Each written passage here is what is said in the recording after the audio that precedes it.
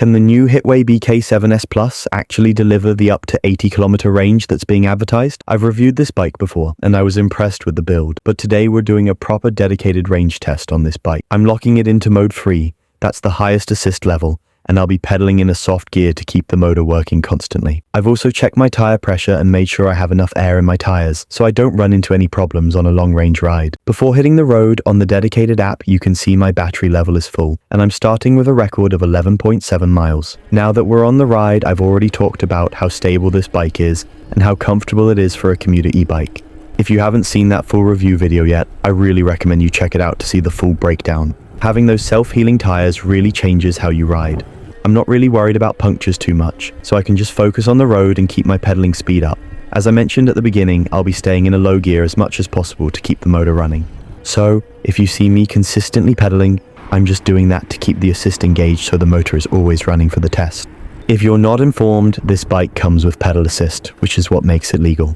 I'm just spinning the legs so the motor does the actual work. I'm going to stop talking for a second and let you listen to the motor. I want to show you it's not one of those noisy, whiny hubs you get on some budget bikes. I actually find the sound of this hub motor really satisfying. It makes for a much more enjoyable riding experience when it's this smooth.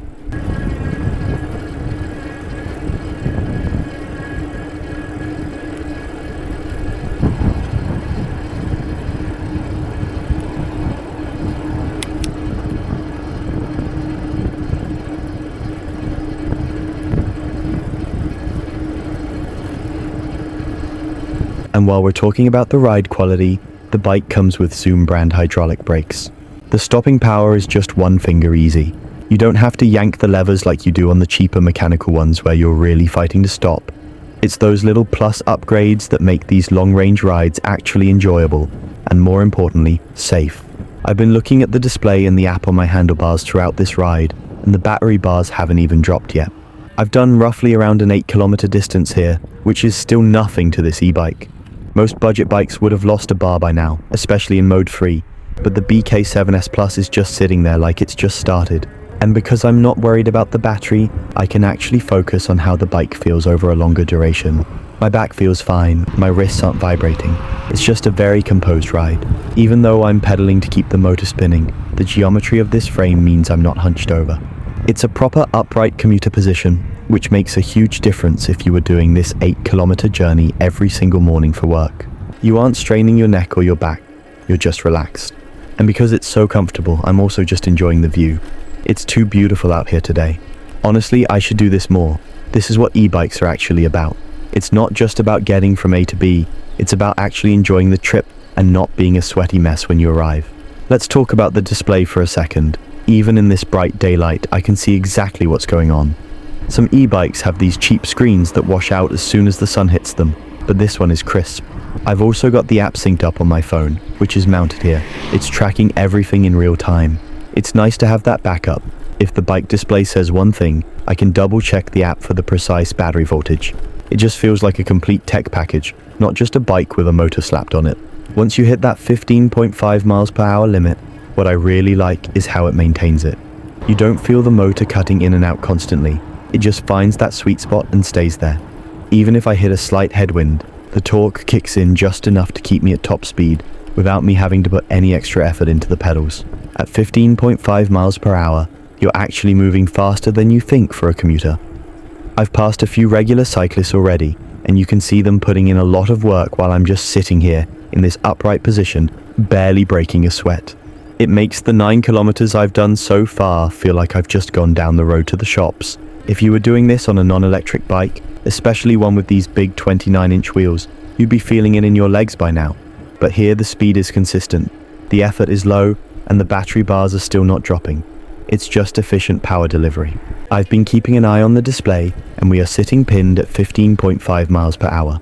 That's what I love about this. It's not just hitting that speed and dropping off, it's holding it consistently.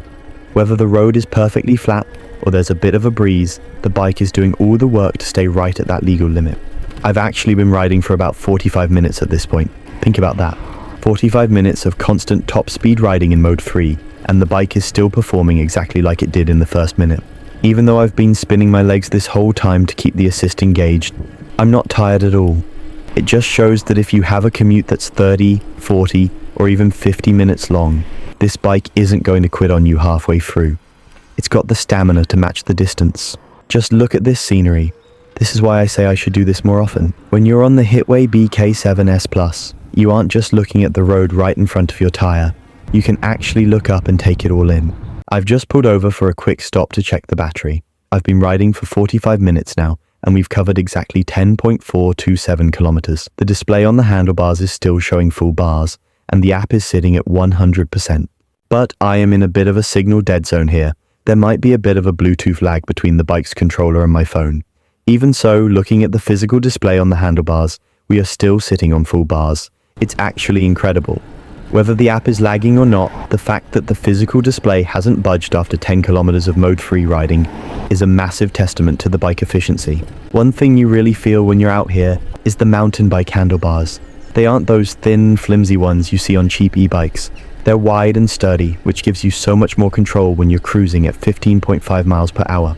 Let's be real for a minute while we're on this stretch. You see bikes online for £2,000, £3,000, and for what? You're paying for a brand name and some fancy paint. Half those bikes don't even give you hydraulic brakes or a 29-inch frame. They're charging you premium prices for basic specs. Then you look at bikes like this. You're getting a lot for the money, and it's actually road legal at 15.5 miles per hour. No drama with the law, no stress.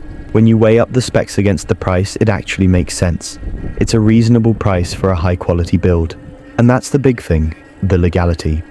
Everybody wants a bike that goes 40 miles per hour until they get stopped or the motor burns out.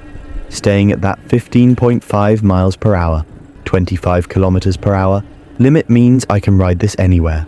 I can go through the city, through these woods, and I'm 100% legit. Now, let's talk about the real madness here. We all know this is capped at 15.5 miles per hour. It's road legal, that's the law. But look at the display, it hasn't moved. Whether I'm on a flat, going against the wind, or hitting a slight rise, it stays pinned at 15.5. Most legal bikes are weak. They struggle the second the road isn't perfect.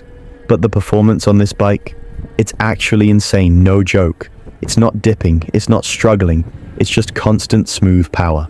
You're not buying a bike that might hit 15 miles per hour. You're buying a bike that stays there. That's why I've done this 24 kilometers so fast. There's no deceleration, no performance drop as the battery goes down. It's just 100% effort from the motor. Look at this guy, he's actually grinding up that hill and I'm just sitting here. That's the 250 watt power right there. It feels like I'm cheating, no joke. I'm looking at this scenery, I'm feeling the wind, and I'm not thinking about the battery. I'm not thinking about a £3,000 price tag. I'm thinking about how this bike is giving me a premium experience for a fraction of the cost. Look at the footage. I'm cruising past people on hills who are actually working for it, while I'm just ghost pedaling. It's almost embarrassing. It's so obvious now that this bike easily hits the 31 to 50 mile range they claim. I'm bored of trying to break it. I'm calling it here. We've done 22 kilometers. I've kept it pinned at 15.5 miles per hour the entire time, and I'm actually giving up on the range test. At this rate, I'd be riding until tomorrow morning just to see a bar drop. The performance is actually insane. Most legal bikes start to feel weak once you're 15 kilometers in, but this bike feels exactly like it did in the first minute. It's consistent, it's solid, and for this price, it's a total steal for the price. Look, if you're actually interested in getting a bike like this, I definitely recommend it. It's got that perfect balance. It's aluminum alloy, so it's solid, but it's not heavy or clunky like some of those budget tanks. The quality is top tier, and you can feel it in every mile. Now, the range? Confirmed. This battery just doesn't want to die. I've been making the motor do 90% of the work this entire time, just to see if I could drain it. And I've basically given up, because it's so obvious this bike hits exactly what they claim. It's insane. But stick around for the next few seconds. We're pulling up and I'm going to show you exactly how many kilometers we've done and the exact statistics on the battery. You need to see this. And seriously, thank you if you're still watching. It's been a long ride, but this bike made it easy for us. I'm back home, and I have to be honest with you. I gave up before the bike did. We've done 24 kilometers, nearly 15 miles, of solid riding. I've been out for an hour and a half, pushing mode free, keeping that 15.5 miles per hour speed the whole time. And look at this, 60% battery left. I actually couldn't finish the battery. If you're looking for a bike that handles a real-world long-distance commute without you having to sweat or worry about the battery, this is it. To do 24 kilometers and still have 60% left in the tank is incredible.